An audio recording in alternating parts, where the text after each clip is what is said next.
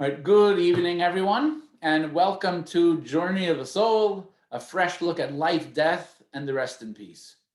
Tonight, we're going to be making a slight departure from the theme of the previous 2 weeks. The theme of the previous 2 weeks was the journey of the soul as it entered the body, as it left the body, and how we're able to continue to connect and develop the relationship that we have with the one who has departed. Today, the focus is going to be, right, not so much on the soul of the one that has departed, but the experience of them who the soul has left behind. So this is the topic of lesson 3, the mourning after. It's supposed to say grief and consolation, but apparently I don't know how to spell, and also my spell check doesn't know how to spell. It's supposed to be the mourning after, grief and consolation.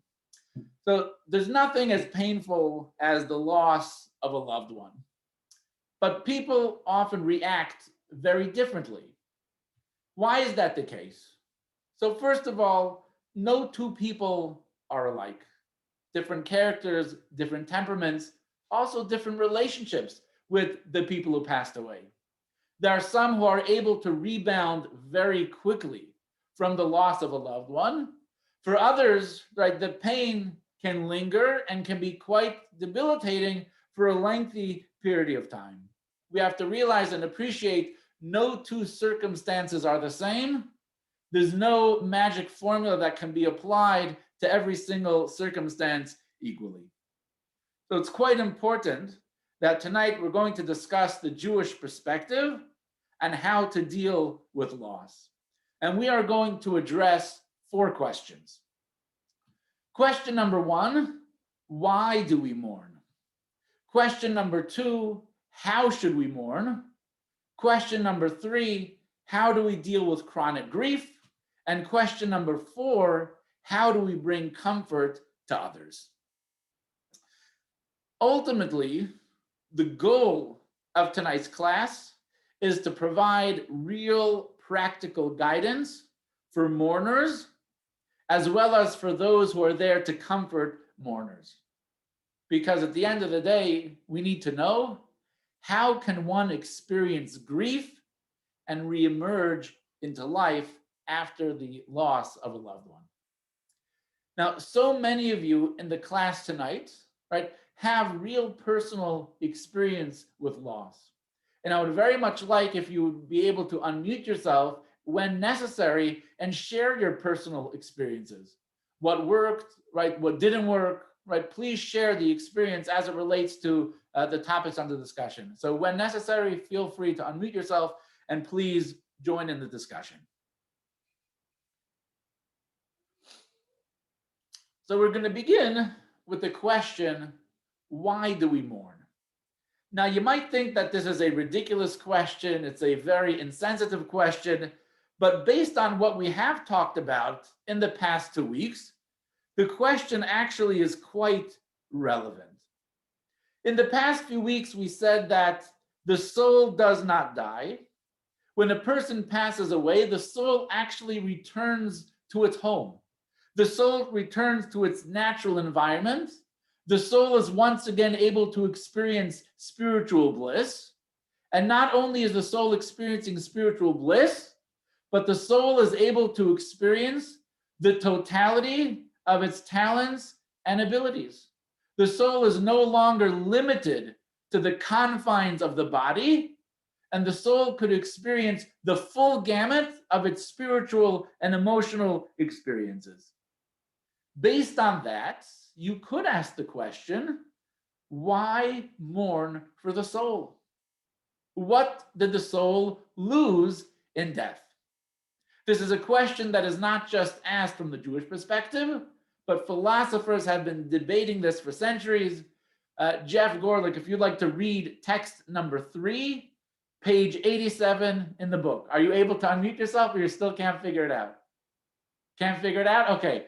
All right, Jim Weimer, if you're available to read text number 3, page 87. It might be hard to pronounce some of these guys' names, but we'll give it a go. Socrates instructed Celebes, please relate the following message to Evenus and bid him good of good cheer. Say that I have him come after me by immediately leaving this world. If he be a wise man and not tarry, and that today I am likely to be going, for the Athenians say that I must. Semius said, what a message for such a man. Having been a frequent companion of his, I should say that, as far as I know him, he will never take your advice unless he is obliged. Why, said Socrates, it is not Evenus a philosopher? I think he is, said Seminus. Then he, or any man who has the spirit of philosophy, will be willing to die, but he will not take his own life, for that is held to be unlawful. The day may come when you will understand why, though a man is better dead, he is permitted to be his own benefactor, but must wait for the hand of another.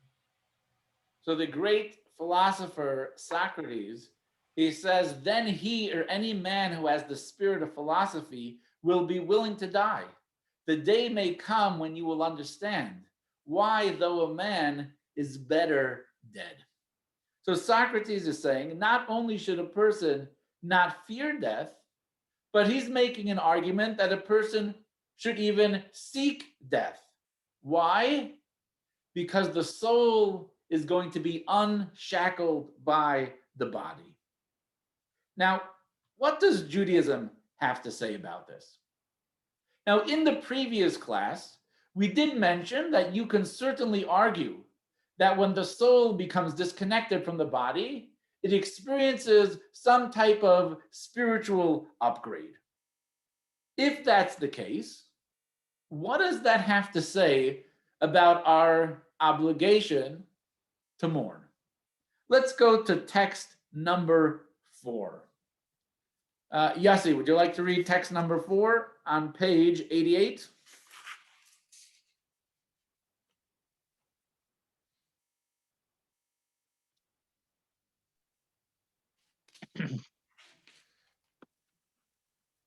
We are biblically commanded to mourn the death of our next of kin. So the Jewish idea of mourning is not something that's optional. It's not if we're in the mood. It's not if we had a good relationship with the deceased. It is a command. It is an absolute obligation. But why should it be so when it's an upgrade for the soul? So we're going to convey 3 different ideas. Idea number 1 is in text number 5a. Rabbi, Yeah. before we Yes, go on, where in the Bible does it say that? Do you know? Where does it say what? That we are biblically commanded to mourn the death of our next of kin. I don't have the source right in front of me, but I can tell you that the biblical obligation to mourn is 1 day, right? And the rabbinic obligation is shiva, the 7 days. But it's a biblical obligation to mourn. I'm not sure which verse offhand. Okay. Eileen Abrams, text 5a, page 89. The Torah does not forbid us to weep in response to a death, because it is human nature to be moved to tears when separating from loved ones and at their journeying away, even if they are alive. So Nachmanides, the Ramban, he makes the point that it is natural for a human being to mourn the loss of a loved one. Can you make the argument that they're in a better place? You probably could. There may be some truth to that, but it is only human nature that a person is sad, that a person is pained, and therefore the Torah absolutely acknowledges that reality and obligates a person to mourn. All right, text number 5b. All right, Brad or Marilyn, would you like to go for text number 5b? 5b. Yes, on page 90. I see. Mourners find comfort in crying and in arousing their sorrow until their bodies are too weak to handle the intensity of their interval turmoil. Just as happy individuals find contentment in various forms of lighthearted activities. So now we go to Maimonides, to the Rambam, where he says the Torah obligates us to mourn, not only because it's an acknowledgement of reality, not only because it's normal, but because there's incredible psychological benefits to mourning. It's very healthy for a person to be able to move on, to be able to grow, to fully experience the pain and the loss of the loved one. So mourning is cathartic, mourning is healthy, therefore the Torah obligates it. All right, Avi Fenster, would you like to read text number 5C, page 91?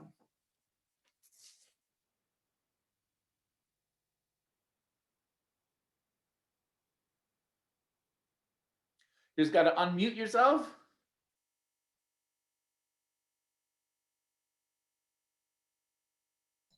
Okay, here we go. You Question. could teach Jeff Gorlick how to do it after the class. Yeah, pressing a button's pretty hard. One of this generation's greatest personalities failed to shed a single tear upon losing a son. Is this a praiseworthy reaction? Answer: such behavior is offensive and objectionable. It demonstrates heartlessness, distasteful character, and cruelty.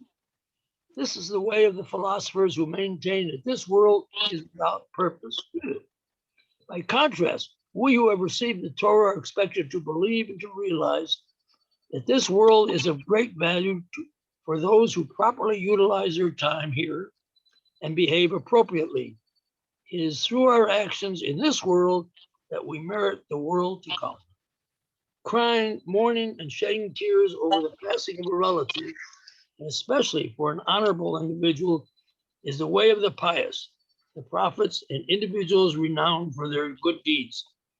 It is not for naught that our sages instruct us to observe 3 days for weeping, 7 for eulogies, and 34 restrictions on wearing new clothing and getting haircuts. If weeping were improper, the sages would not have instituted a 3-day weeping period. In fact, the Torah emphasizes that our forefather Abraham came to utilize Sarah and weep for her, and that Jacob, King David, and countless individuals of similar caliber acted likewise.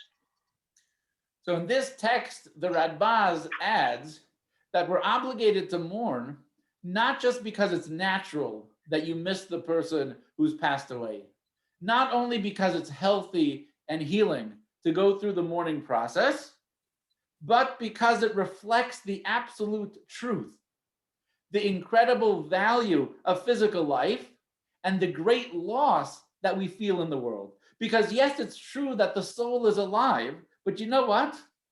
The body's not. The person is absolutely missing from this world, which means their contribution is missing from this world. And that's something that we need to mourn terribly. Because what is the Torah's philosophy? The purpose of all creation is this physical world and God's desire that we serve him. Is the soul perhaps in a better place, quote unquote? Is the soul experiencing spiritual bliss?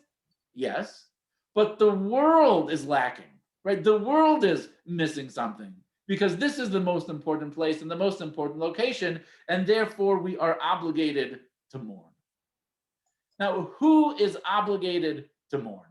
So there is a chart, figure 3.1. I scanned it and put it up here on the PowerPoint. The father, the mother, the sibling, right? Brother, sister, spouse, the son, and the daughter. These are the only people who have an actual obligation to mourn.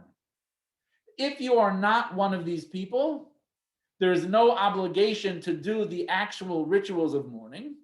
If a person would like to do them, they are able to do some of them. For example, an adopted child, right? An adopted child is not obligated to mourn for a parent. However, if they choose to, they certainly are able to, but not when it would conflict with any other mitzvahs. When a person's in the mourning process, they're limited in their activities. So if it would conflict with a person's activities, then they should not allow it to conflict. Otherwise, the people who are obligated in mourning, father, mother, brother, sister, spouse, son, and a daughter. So we addressed question number one, right? Why do we mourn? It's natural, it's healing, and it's a reflection of the very major loss that we feel. Let's go to question number two. Rabbi, Yes, Jeff. what about a grandchild? A grandchild is not obligated to mourn. No.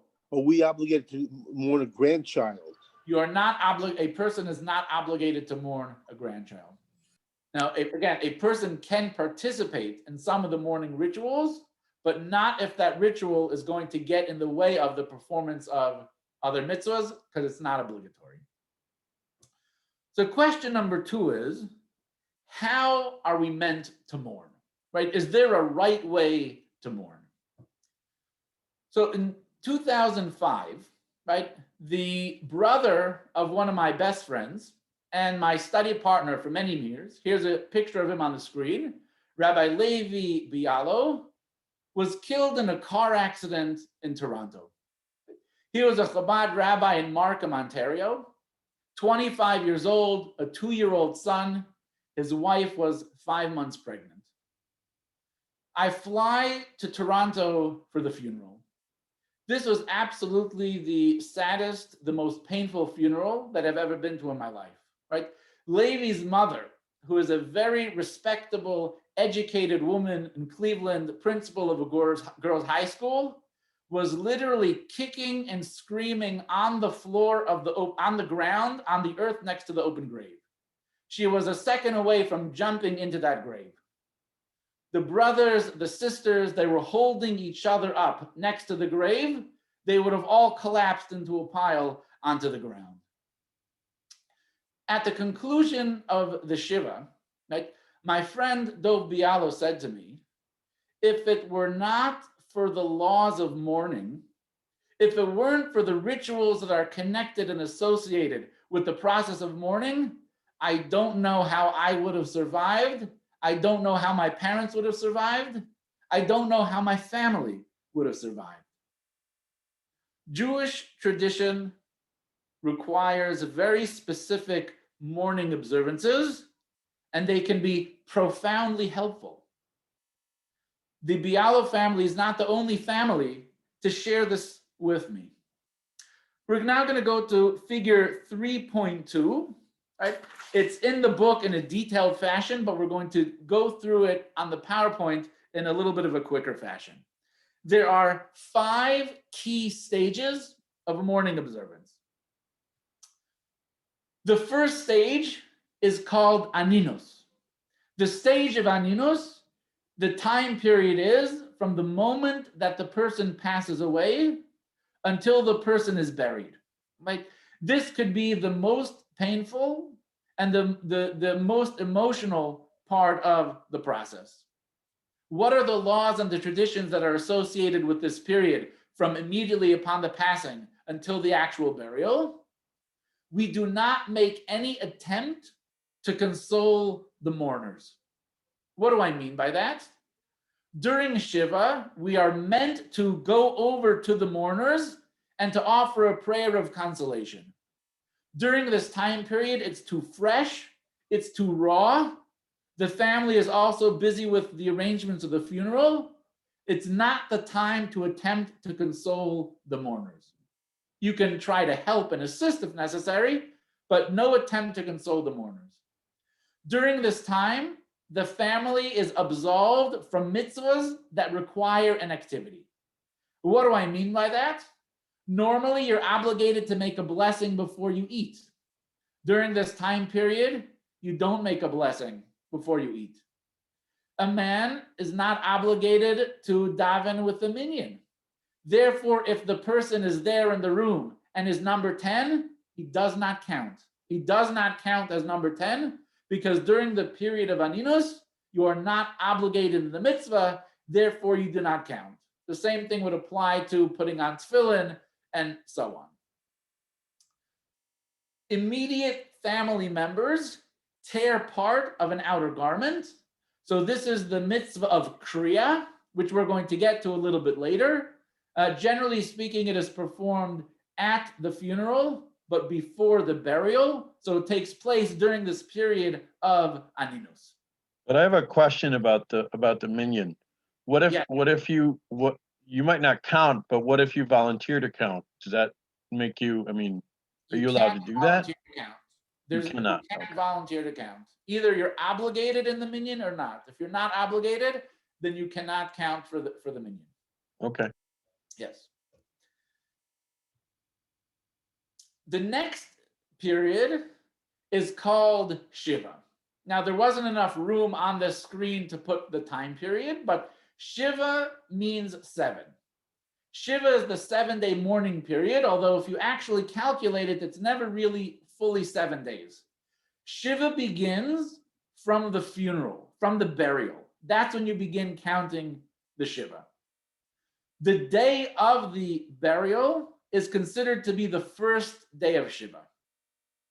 The last day of shiva ends in the morning, because there's a law when it comes to shiva that part of a day is considered to be like the whole day.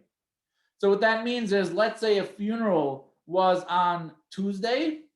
So Tuesday would be considered the first day of the shiva, even if the funeral took place at 4 o'clock in the afternoon.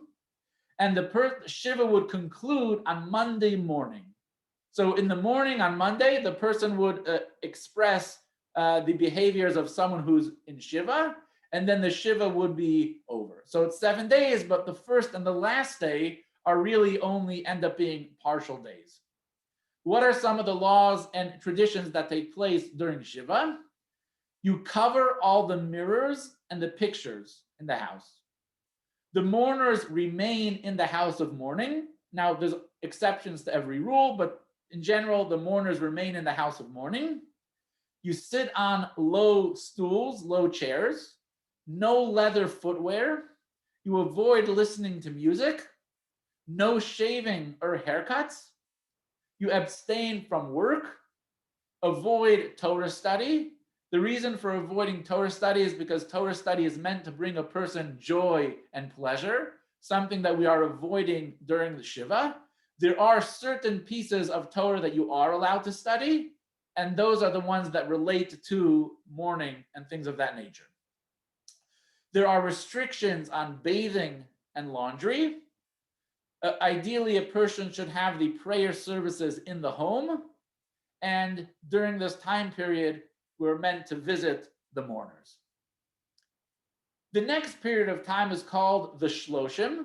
This is a 30-day mourning, which commences with the interment. So we begin counting the Shloshim from the day of burial.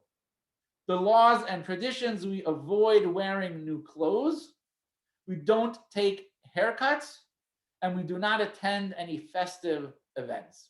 Right? The next period of mourning is the 12 months. The time period, the 12-month mourning, also commences with the interment. So the day that we're focused on here is the day of the burial. The laws and traditions: this period applies to one mourning a parent.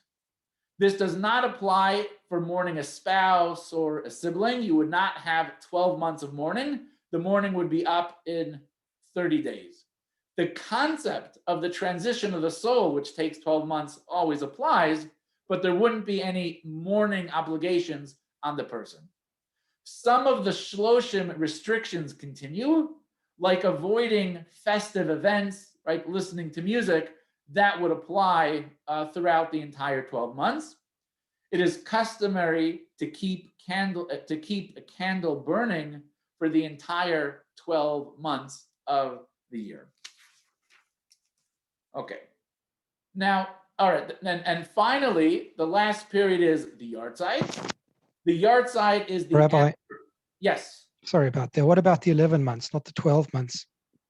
So the 11 months is when you conclude saying Kaddish. So we conclude saying Kaddish at 11 months. That's the only behavior that's really any different that would change. So we conclude saying Kaddish at 11 months, but the mourning would be for 12 months. Okay. The reason why we conclude saying Kaddish at 11 months is because there's an idea in Judaism that the longest that a person can be in what we would call hell, Gehenna, which we're going to talk about next week, is 12 months. If a person says Kaddish for the soul of a loved one for 12 months, we're essentially making the statement that our loved one needs the prayer for the maximum possible amount of time, right? So we don't want to make that statement. So we conclude saying Kaddish at 11 months. Rabbi, Yep. what Yes. about people who serve who serve food and nourishment during Shiva or after the people who assemble and say Kaddish? Is that isn't that? It sounds like that might be objectionable. To serve food? Yeah. There's no problem with serving food at the Shiva. There's actually certain foods that a person is supposed to eat after the funeral, lentils, eggs, right? These are foods that are circular in shape, which represent the cycle of life. We do have to remember that Shiva is not a party. The goal is to actually mourn, and we'll talk a little bit about that later.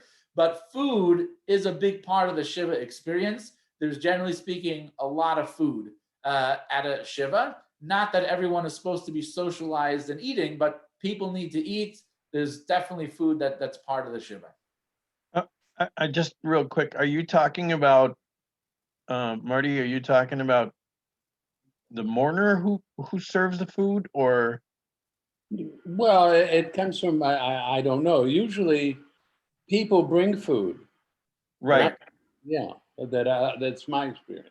Right, and the mourner is not allowed to serve. The mourner Right, the is to be served, is what I understand. Yes, you are correct, Yossi. Okay. All right, so the final time period, again, is the Yartzeit, which this is the anniversary of the date of that the person actually passed away. So we're not now counting from the date of the funeral, it's the date that the person actually passed away. And what do you do on a Yartzeit? There is the recitation of Kaddish. We add to our Torah study, and we do extra good deeds in memory and merit of the deceased. Now, in all of the things, all these various time periods, again, there are always unique circumstances and exceptions to the rule. So God forbid anyone is in a situation of mourning, please feel free to ask questions, because what I just said might not apply to you, or there might be something different that would apply in your unique circumstance. All right, let's now go over some of the ideas that we've mentioned and derive the lessons, the Torah approach to the mourning experience based on these practices. So there is tremendous psychological benefits from many of these traditions. So tradition number one is to tear kriya, to tear the person's garments. The reason why this is so important is because often when someone passes away, a person can't believe it. They go into a state of denial, right? And they don't mean they're really actually denying it, but they're making all kinds of mental gymnastics to cope with the incredible and intense pain that they're feeling at the moment. What tearing kriya does, it allows the person to fully accept the reality of the fact that the person actually passed away. They're not denying it. They're not pretending that it didn't happen. It's real. And the physical tear of that clothing is a tangible expression of the reality of the person that passed away. And it also represents a physical manifestation of the pain that you feel as a result of the loss. We're not trying to hide it. We're not trying to suppress it.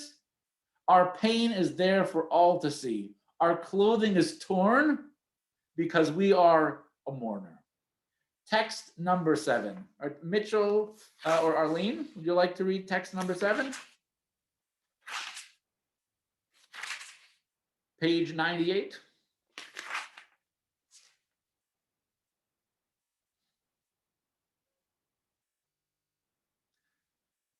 So unmute yourself, please. I thought I did. Good. Yaakov Hagi states in Halakot, Kitanot chapter 116, that mourners are instructed to rend their garments as a method of distracting from and reducing their overwhelming grief. In my humble opinion, the opposite is true. Having to rend their garments brings mourners to tears and amplifies their pain. The goal is to actively encourage mourners to express their pain over the passing and to experience their tremendous loss. So we are obligated to tear the garments because this represents acceptance of the new reality that we're in. This is the first step to healing, is to accept the reality. Another message that we see with the concept of there being something called Shiva and Shloshim, the year of mourning, and even ultimately the yard sites, is that the mourning process is actually a process, right? It takes time. A person is not going to get back to normal. We have to recognize and realize you're not going to work the next day. Life is not returning back to normal. There's a process. There's a Shiva. There's a Shloshim. There's a transitional period. And we need to work through it. We need to go through the process in order to find that place ultimately of comfort. So the message of Shiva and Shloshim is don't feel rushed, right? Don't feel pressure. It'll take time, right? There's a process, and allow the process to play itself out. Another thing that we see is that the mourning process essentially starts immediately. From the moment that a person passes away, there are obligations and there are responsibilities.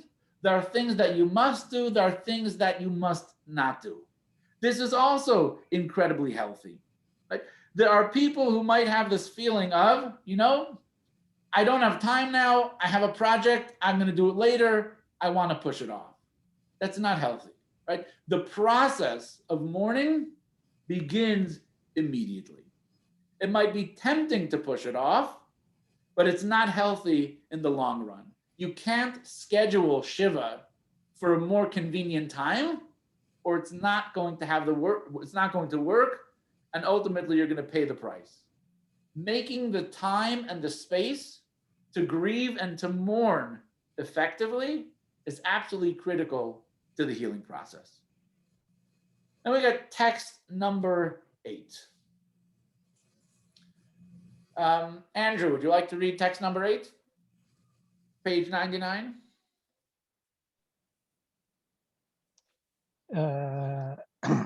Neither cry for the dead nor bemoan him. Jeremiah 22:10. Neither cry for the dead more than necessary, nor bemoan him more than what is prescribed. How are we expected to act?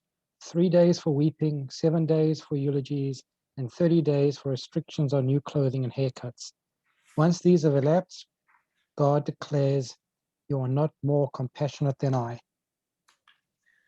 So as much as it is an absolute obligation, right, and a command to mourn, at the same time, the Torah limits our mourning. Now, when the Torah places limits on the mourning, the idea is not, you got to get over it. You got to move on, right? That's not really possible. You never get over it, right? There's no really moving on, right? You don't heal from the loss. But nevertheless, we need to find and get to a place of comfort. Right? We can't allow ourselves to be sunk into the mourning process, the grief, and the pain. And there's more theological implications to that type of mourning as well. We need to get to and have a goal that there's a process, there's a 3-day process, a 7-day process, a 30-day process, and ultimately we'll be able to find that place of comfort. But how do you do it, right? How do you find that comfort level, right? How are we able to re-emerge back to some semblance of normal life? So let's go to some of the ideas that we learned in the last 2 weeks that perhaps could give a person the strength and give the person the comfort to allow themselves to re-emerge back into life after going through the Shiva process, the Shloshim process, and the process of the year. One such idea is the soul is eternal. By reflecting upon the fact that the person is not gone forever, that it's not the end, that the soul continues to exist. Yes, there's still going to be pain, but as time goes on, the recognition that the soul is eternal and that the person that you loved is still alive, perhaps in the realest sense of the word, perhaps that could bring person a little bit of comfort. Number two, the recognition that our relationship continues. The love that we have in our hearts for the one who passed away, they feel it and they connect to it. The love that they have for us is still felt and is still projected towards us as well. So recognizing that the relationship continues. Maybe not physically, but absolutely in the truest sense, in the spiritual sense, the relationship continues. And number three, recognizing that the soul is enjoying its ultimate reward, which includes the spiritual bliss, right, of the afterlife experience, which we will discuss in a later lesson, that also can provide a sense of comfort to the people. Now, one of the ways that we try to bring comfort to a person during the shiva process, there's a special mourning blessing, which is text number 9a. Vivian, would you like to read text number 9a?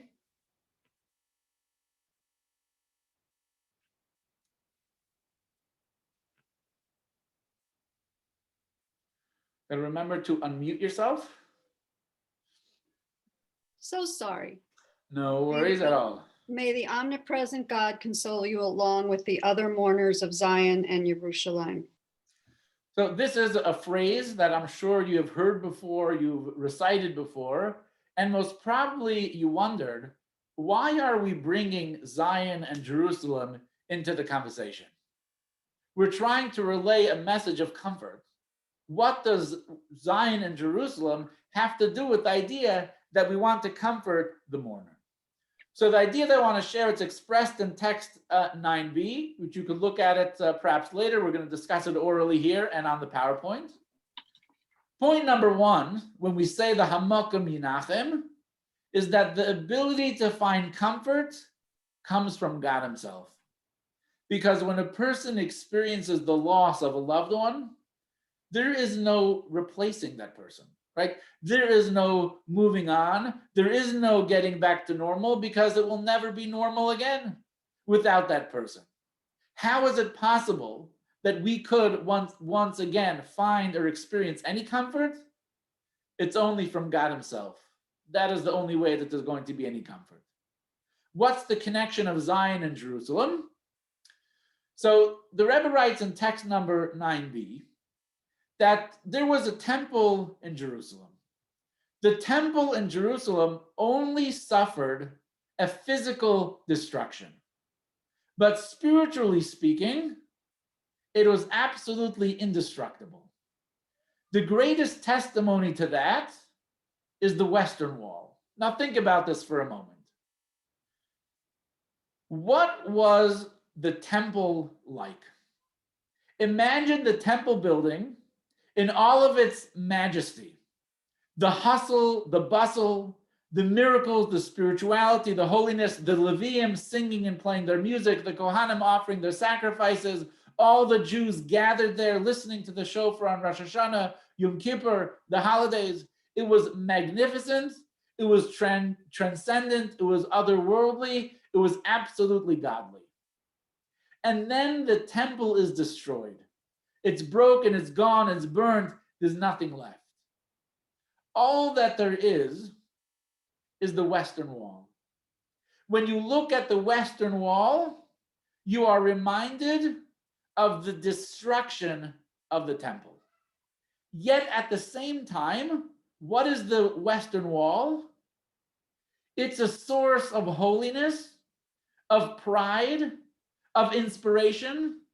People come to the Western Wall, they don't see and feel death and destruction. They sense and feel the holiness that was present. and the holiness that once again is going to be at that place. The same thing applies to the person who passed away. That when the person passed away, in death, we feel their physical absence, but at the same time, we recognize their spiritual immortality. Therefore, when we say this prayer and we offered comfort to the mourners, we say you should be comforted the same way that we mourn and are comforted over the destruction of the temple, and yet the Western Wall can give us inspiration and comfort. So too, we mourn the death of a loved one, but we recognize that we can still be inspired by their memories, right? We can be moved by their legacy, and we should allow that to give us comfort and to give us strength. This exact idea is also embedded within the custom, within the mitzvah to tear kriya. Right? Marty, would you like to read this text? Text number 10. Page 102, text number 10.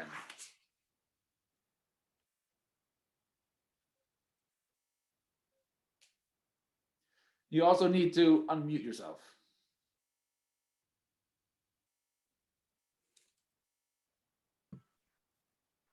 All right, for my next step. Often within their pain, the mourners have an underlying belief that it isn't true, that their loved one hasn't really gone. This is not just denial. In a way, they are right. Death is not an absolute reality.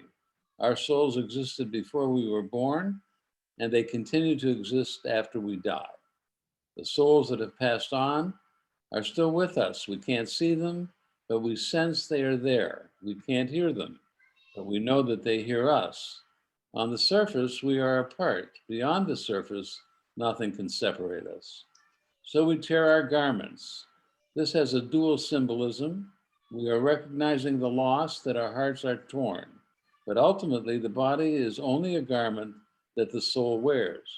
Death is when we strip off one uniform and take on another. The garment may be torn, but the essence of the person within, it is still intact. From our worldly perspective, death is indeed a tragedy, and the sorrow experienced by the mourners is real. But as they tear their garments, we hope that within their pain, they can sense a glimmer of a deeper truth, that souls never die. Rabbi, that gives rise to a question for me. Yes. Do souls join one another if they die sequentially? In other words, do the parents who have passed away somehow unite with the child that passes away subsequently? Yes. Is there communication on the same identifiable level between them? Yes, absolutely. Okay. Absolutely. So earlier in the class, we said how when a person tears kriya, you tear the garment, right? It's a physical manifestation of the pain that you're feeling and plays a very helpful psychological role of accepting the reality of the death. In text number 10, we go much deeper than that. What do we say in text number 10? We are recognizing that the body is merely a garment, but the soul never dies, right? The garment was torn, right? The garment was broken, but it's merely only the garment that was torn, while the true reality of the person absolutely lives on. Now let's go to section number 3. What about a person who's stuck in their grief? Now, hopefully they went through the process of shiva, right? They went through the process of shloshim, and ideally it's supposed to bring a person to a healthy place, a place of healing and a place of comfort. But yet there are some times where the pain is too deep, the tragedy is too real, and a person is just stuck, right? The person is stuck in grief. How can the Torah help a person who's stuck? So we have to think, what is at the heart of the problem? There are many different emotions that a person could be going through. They feel the injustice. Perhaps they feel guilty. Perhaps they fell into a depression, into a sadness. There's anger. They may even be feeling denial, right? It could be a combination of many of these things. But for today, we're going to deal with one. One factor, again, among others, that might prevent a person from moving on in a healthy way and feeling stuck in their grief is a sense of anger and injustice. When a person passed away in a tragic circumstance, if you're talking about the death of a child, if you're talking about the death of a person who was relatively young, right, cut down in their prime, or a person who passed away after suffering, right, as a result of a lengthy illness, it's quite natural for a person to say, it's not fair, right? Why did the person have to die so young? Why do I have to be the person, right, who lost out, right, on this relationship with my loved one? So the Talmud addresses this in a very powerful and important story in text number 11. All right, Debbie, would you like to read text number 11? Sure. It's a long text, so we're not going to go through the whole thing. We're going to skip a section in the middle, so I'll let you know when to skip, okay? Okay. When the son of Rabbi Yochanan ben Zakkai passed away, his students arrived to console him. Rabbi Eliezer entered and sat before him. Master, he said, would you like me to share a thought? Speak, he responded. Rabbi Eliezer said, Adam had a son who died, and he allowed himself to be consoled. How do we know that he accepted consolation? For it is stated, Adam was again intimate with his wife. So you should also allow yourself to be consoled.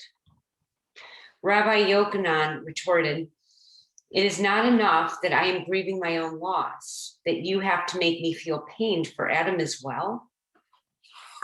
Rabbi Yehoshua entered and asked, would you like me to share a thought? Speak, he responded.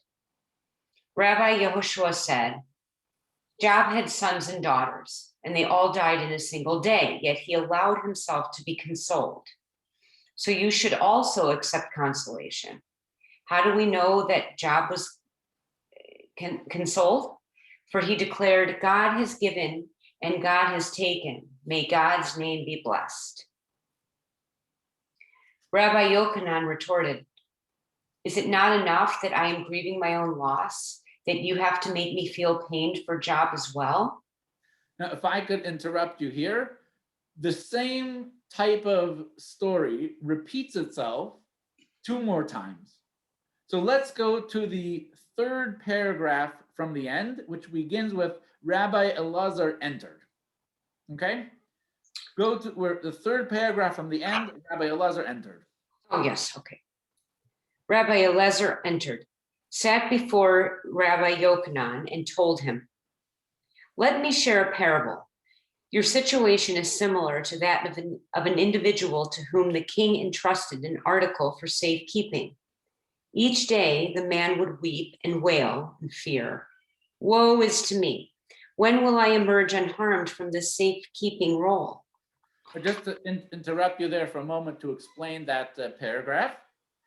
So Rabbi Elazar gives this metaphor with the idea that having a child is like being entrusted with something that belongs to someone else. And this example is the king. Now, there's 2 attitudes that a person can have towards that thing that you're entrusted. Every day that you have that object that belongs to the king increases your nerves. Because if anything bad or negative happens to it and the king comes back for it, right, it means trouble for you. Right? So that's one attitude that a person can have when they are guarding, watching, and protecting something that belongs to the king. And then he gives a more refined attitude in the next paragraph. Continue, please, Debbie. Okay. You, master, also had a son. He was fluent in the Torah, the prophets and scriptures, in the Mishnah, the Halacha, and the exegetical teachings, and he passed from this world without sin. You should certainly accept consolation, for you have returned your deposit in perfect condition. Rabbi Yochanan responded, Rabbi Eliezer, my son, you have comforted me in a most humane fashion. So 4 students of Rabbi Yochanan ben Zakkai offer words of consolation and comfort, and they fall on deaf ears. Rabbi Yochanan ben Zakkai is not comforted. He's not impressed. Finally, Rabbi Elazar comes, and he offers them words of comfort. He says, for you have returned your deposit in perfect condition. And all of a sudden, Rabbi Yochanan ben Zakkai is comforted. Why was Rabbi Yochanan ben Zakkai consoled by this? What do you think? Why are these words soothing, comforting? Why would they be comforting to him? And how could these words be comforting to us? Feel free to unmute yourself and share any thoughts that you have. Rabbi, for me, I'm sorry, by the way, my screen is not working, so I don't know if you can see me, but I can see everybody. I just can't. My screen's black, but I can hear you. For me, when I hear these words, it makes me think that the soul that it's going back to God. And that to me is very comforting. Why is that more comforting than what the other students said? Because I think there was comparisons, maybe comparing other people, and maybe you can't relate as much. But just I just want to stop you there, because Debbie made a fabulous point, right? You cannot compare different people.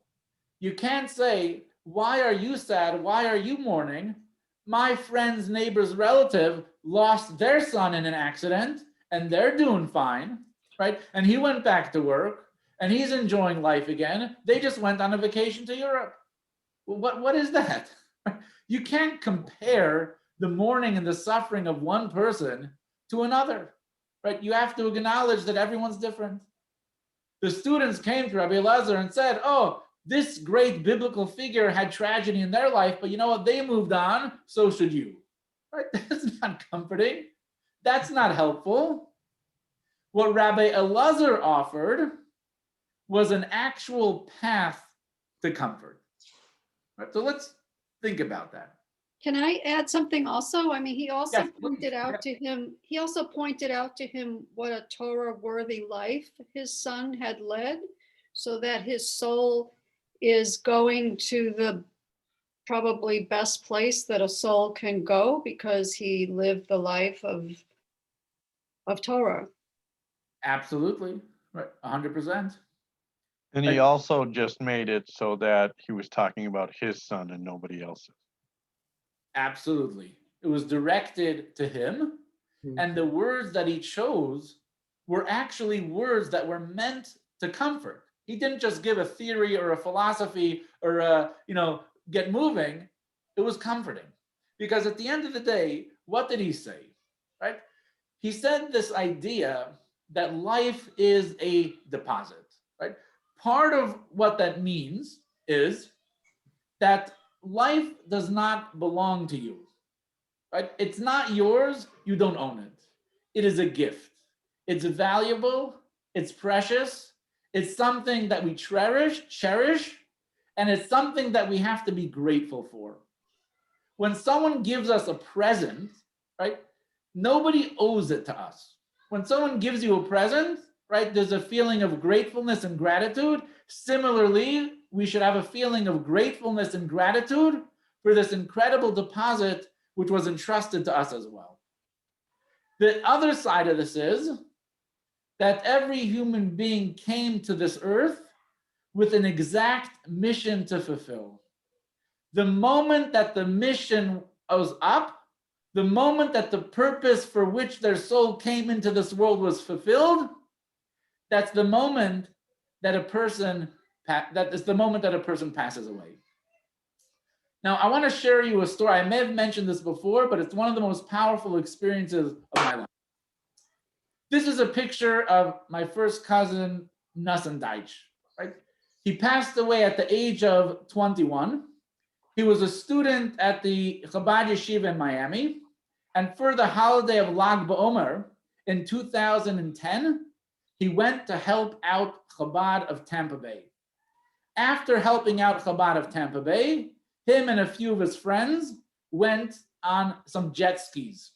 His jet ski collided with a friend. He flew up in the air. He landed face first. Right? By the time the lifeguards were able to take him out of the water, he already passed away. I heard the news. I jump on a plane. I fly to New York. Right? I go to my aunt and uncle's house. I'm very close to my aunt and uncle. I met my wife at their Shabbos table. And I want to just give you a backdrop to the scene.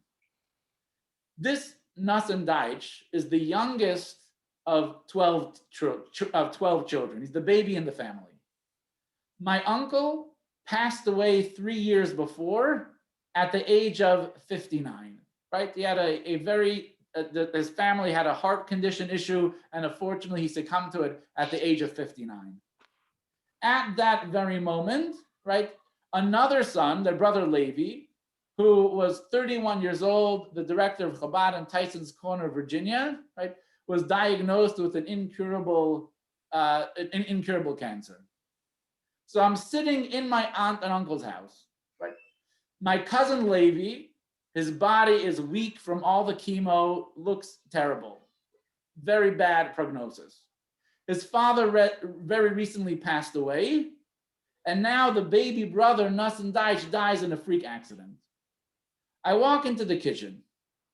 My aunt is sitting there, and this is what she says. The moment that the boy, right, who crashed into her son's jet ski, which ultimately led him to pass away, arrived back into New York, she right away went to their house, and she said to him that never for a moment should you ever feel that you are responsible, that you are the cause of my son's death. She looked him in the eye and she said, the moment that he fulfilled the purpose for which he was created, that is when his soul left the world. It's not your fault. You're not responsible. Right? Can you imagine the presence of mind that a mourning mother has at the same time that she's just getting over the loss of her husband, and another one of her sons, right, is dying in the next room, that she's able to say this? But this is incredibly powerful, and it's incredibly comforting, right? The idea that a person, the moment they fulfilled the mission for which they were created, that is the moment when they left the world. It doesn't matter who did it, how it happened, what the circumstances were, they would have passed away. If it wasn't from the jet ski, it would have been from something else or from other circumstance. And that's incredibly comforting. And then I just want to add the idea that we mentioned before as well, recognizing the great and beautiful, wonderful life that the person lived. Yes, from our perspective, it was cut off way too short. But why was the person here? The person here was to be the great and fabulous person that they were, to be the best parent that they could, maybe for only the 2-3 years of life that they were able to be the parent, or maybe to be the best child that they possibly could be for the few years that they were on this earth as a child. By recognizing and appreciating the unique contributions that the person had to offer into this world. So this was the message that Rabbi Elazar relayed to Rabbi Yochanan ben Zakkai, and that he truly found comforting, and that we can apply to various other circumstances and situations. Now, what about dealing with guilt? A person could say, I should have done more, I should have done less, why did I say that? I shouldn't have said that. If only I had been better. Why didn't I do more for them, right? I wish I could have visited more. Right? People, when someone passes away, they often are filled with this sense of regret. And you know what? The feelings may actually be correct. It is very possible that you could have done more. But we have to recognize, as we discussed in the past 2 lessons, that it is never too late to improve your relationship, because the relationship continues. We are still very much deeply connected to the person. Even though the way that we're connecting is much different, you're not able to bring flowers in the physical sense. We're not going to be having breakfast in bed. You can't take the person to their favorite restaurant. You may not be able to do those things, but you absolutely are able to still connect.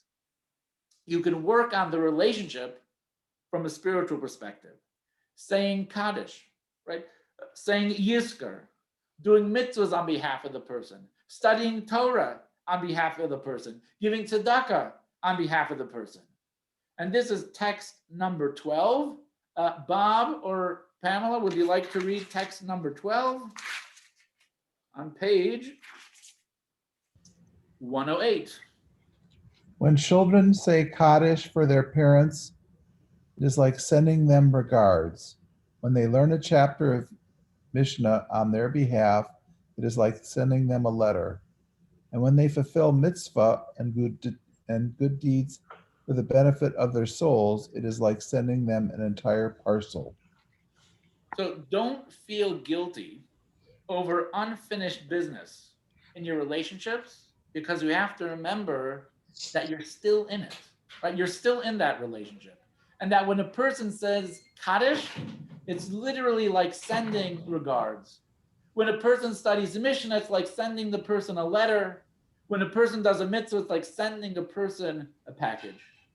If you knew and appreciated and recognized that when you say the Kaddish, learn the mitzvah and learn the Mishnah and do a mitzvah, you're literally sending that person a package, and that they actually receive that love that you're sending towards them, right?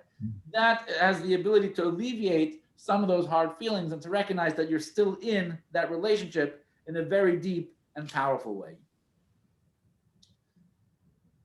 So we've discussed so far in the class how the mourning rituals are incredibly helpful to the mourner who's going through this very painful process, and they help the person along. But we also have to recognize that the mourning rituals are also incredibly helpful to the people who are comforting the mourners as well. So we gave a whole list over here, we're not going to go through them again, of all the protocols that take place during Shiva. Now, I want to ask this question to you. For those who unfortunately, right, have been in the process of Shiva, what was the most what was the most comforting thing? And what was the most painful thing that someone said to you? Because another way of saying this is, for people who are going to a Shiva house, it can be difficult, it can be awful, it can be quite uncomfortable, because you don't know what to say, and you don't know if what you're going to say is going to help or is going to hurt. So please unmute yourself if you want to share something that someone said that you felt was comfortable, or something that you felt that was bizarre, strange, and unpleasant.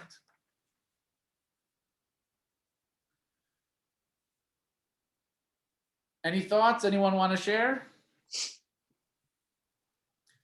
All right, we're going to go through some. Yeah, one comment. I think the most pleasant thing you can hear is for someone to say, when that person was alive, you were good to them, you had a good life with them, you did the proper thing. That's what I enjoyed. So that was comforting to you when you talked about the positive element of the relationship that you had with the person who passed on, correct? Absolutely, that's definitely a good way to go about it. So let's talk some Shiva etiquette. Number one, we have to recognize that comforting mourners is primarily about being there for them. It's not about saying the right thing. It's about them feeling that they're not alone and that you're with them. Let's go to text number 14. Phil, would you like to read text number 14? Sure. Okay, page 112. The reward for visiting the home of mourning is for the silence. The reward, right, for visiting the house of mourning is the silence. It's not about what you're saying. It's about being there for them. That is absolutely the most important thing. You should not feel obligated that you have to say something. Just be there. Not only should you not feel obligated to say something, you actually should not say anything. Is there anyone who has not yet read who would like to read? Gail? Are you able to read, Gail? Text number 15? Yes, I'm here. Excellent, Gail. The comforters may not say anything until the mourner opens the conversation. Again, one of the most uncomfortable things is when you go to a house of a mourner, what do you say? The person just lost a loved one. The pain is so powerful. The person is in mourning. What do you say? I don't know what to say. What does Jewish law say? Don't worry about it. Don't say anything. Let the mourner begin conversation. If the mourner chooses to talk, the mourner will talk. If not, not. The burden is no longer on you. So point here is that the mourner opens conversation. Another absolutely critical point is don't attempt to lighten the mood. Sometimes a person goes to a house of a mourner and you want to lighten the mood, you want to make a joke, you want to talk about sports, you want to talk about politics, or politics probably will make things worse, but you want to distract the person. That's not appropriate for a house of mourning. The goal of going through the mourning process is absolutely to feel the pain, because feeling the pain is healthy. You need to mourn, not be distracted. If you visit a person who's in the hospital, they're in pain, they had surgery, that's where you make jokes, that's where you talk politics, that's where you talk sports. You distract the person from the pain. That's not the goal in a house of mourning. In a house of mourning, don't try to lighten the mood. Rabbi, can I just add something? Yes, absolutely, Marshall. So 20 years ago, this past Friday was my father's 20th yahrzeit, and I was in a different place in my Judaism. And I think we did one day at my mother's house, and then we went to the shul just in the mornings for Shakres and to say Kaddish. And I think the fourth day I went back to work. Then 2 years ago on my mother's yahrzeit, is going to be Friday, the 7th of Adar, this coming Friday. No, you said 2 years ago. Yeah, she passed away. I'm sorry. And it was totally different. I was prepared to kind of do something a little bit more because I'm farther into my Judaism, but I had the insight to listen to you, Rabbi, and I wasn't prepared to have for 7 days, except for Shabbos, of course, 2 services at my house. And it was just so comforting to have everybody, all the guys over, including for some of the time, 2 of my sons, and having the 2 services, including 2 Torah services on Monday and Thursday, and staying in the house virtually the whole week and tuning out the outside world, the quietness, but just having people twice a day, knowing a large number of people were coming over. I think I counted once we had like 14 or 15 people so I could say Kaddish.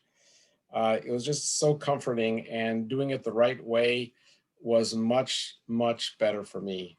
and for the whole process. So I'm so happy you were there for me and all the people there that came over to the house, and it just made everything so much better and so much more meaningful. Well, I've heard very similar sentiments from other people, and it's one of the great tragedies of this current, period, the Corona period that we're in, that people are not able to experience Shiva the way it's supposed to be. That they're not able to experience people coming into their house and providing the comfort and saying the Kaddish and having the minyan, because it truly is something that is very helpful to the person who's going through the process. So it really is quite sad that people aren't able to do it in the fullest sense at this time. Rabbi? Yes.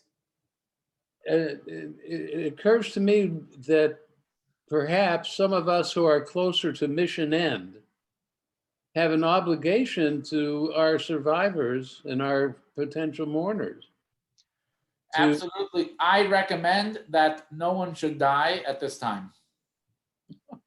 That is my personal recommendation. One of my rabbi's advice, that no one should die during this time. All right, but okay, in the event that the unlikely event that you do within the next 2 weeks, do you have an obligation to your potential mourners to prepare them in a way that they know they're doing the right thing, or that they're comfortable with their stance after you're gone? I would say yes, that it's probably not a pleasant and comfortable thing to do, but planning for what will take place once a person leaves the world is very helpful and beneficial for the person who has passed on, right? Knowing that things are going to take place in the most appropriate way is going to be something that is very important for the soul as the soul transitions from this world, and is going to be very helpful for those who are left behind, because they know what to do and they know what's expected of them, and that will allow them to be able to connect in a much deeper way to the person who passed on. So yes, I would highly recommend it. Is there such a, other than on a personal one-to-one level, is there a source for that kind of preparation? Would it be a course like this? This is definitely something that would be highly recommended to educate people onto what is expected and what's the obligation and what are the benefits of going through the traditional Jewish mourning process. Yeah. Right. I just want to make maybe two Rabbi, more. Can I just make a comment? Yes, Jeff. I think that one of the most powerful things that that mourning and Shiva really teaches me is the importance of active listening, the importance of being able to not have to say things, but to have to listen in an intense way, and to be able to really be there and actively listen to the person who's mourning. 100%. That definitely is a big part of it as well. All right, so the last points I'd like to make, because I know it's getting a little bit late here, is what you should not say and what you should say. So number one, don't say or ask anything intrusive. Now, what do I mean by that? If you ask the person, did they suffer? If you say, did you know in advance that it was going to happen, or was it sudden? They might seem to you like innocent questions, but these are not things that provide comfort, right? We're not there to gossip. You're not there to get information. You are there to provide comfort to the person who passed away. So don't say or ask intrusive questions that really aren't relevant, and don't further the process of comforting the other person. Don't try to say things that are clever. Like, for example, God only takes the good ones, right? Have you ever heard that before? If you say that to someone, God only takes the good ones, you know what you might get in return?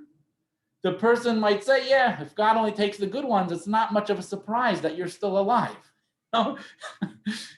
Don't try to be so clever. Like, people like to say, oh, they're in a better place, right? You might get a response. Yeah, if it's such a good place, would you like to join them? They'll be happy to send you there, right? Don't try to come up with these type of things.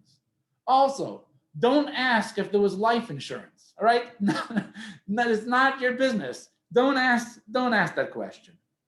Be incredibly careful and sensitive. Number one, you don't have to say anything. Number two, if you choose to say something, make sure that it's comforting. What are the type of things that are comforting? We'll get to that in a second. What are the type of, don't philosophize. What do you mean don't philosophize? Don't get in there and try to be the rabbi and the philosopher and to explain why did it happen? Why did it happen? I can tell you from personal experience, right? I went to comfort a mourner, a person whose son committed suicide. It's very tragic. I mean, the pain is real. And the father said to me, why did this happen? How could this happen? Right?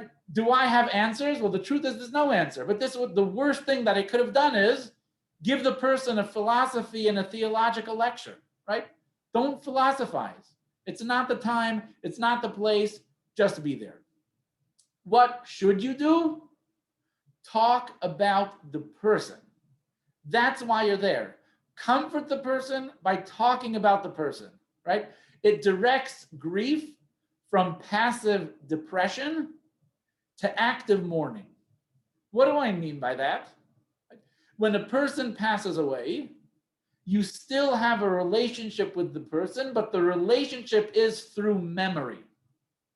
By talking about the person, you are actually triggering and engaging the person in the relationship with the person who passed through memory.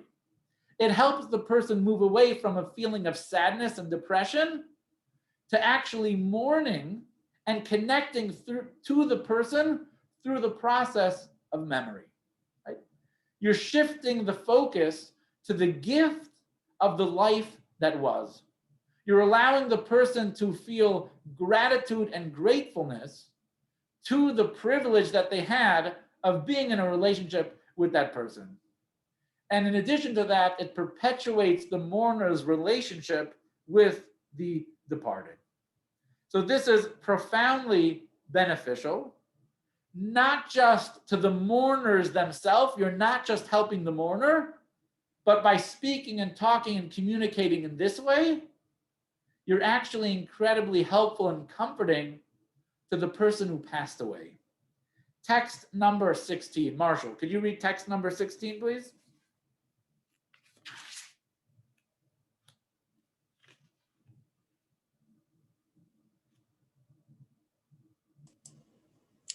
The final word regarding a person is that of the people proclaiming his deeds, commenting, so-and-so was upright, so-and-so was God-fearing. When a person departs the world, God says to the ministering angels, see what people are saying about him. If they say that he has been upright and God-fearing, his soul immediately ascends to paradise. So when we talk about the positive qualities, right, of the person who passed away during the Shiva, it's incredibly helpful and healing and comforting for the soul. All right, so what did we do today? I will allow the key points video to wrap up the class. Lesson 3, the mourning after. 1. Everyone reacts to and deals with grief differently. No two people are psychologically alike, and no two circumstances of death and bereavement are the same. 2. It is a mitzvah to mourn the loss of a loved one. Processing a loss is critical to the healing process, and this is accomplished by shiva, a mandatory period of grieving. 3. The Torah validates and encourages mourning, but only for a prescribed period of time, after which the mourner is enjoined to transition back to normal life. 4. Some ideas that give a mourner the strength to move on. A. The knowledge that the soul lives on and is not diminished by death. B. It is never too late to mend or improve our relationship with the deceased. Though our physical relationship has ended, we can still give him or her spiritual gifts. C. Life is a deposit, and God decides when to give it and when it must be returned. D. For this soul and its unique mission, this constituted a full life. 5. It is a mitzvah to comfort mourners. The most basic principle of comforting a mourner is simply being there. Our presence offers comfort and lessens the loneliness that often accompanies mourning. All right, next week in lesson number 4, right, we get back to the journey of the soul, and we're going to talk about the afterlife experience, right? What is it like? What does Judaism have to say about heaven, about hell? And we're going to explore the Kaddish. Please make sure to continue the learning, myjli.com/soul, where there are fascinating videos and that can greatly benefit and continue the themes that we're talking about tonight. So I look forward to seeing you at next week's class.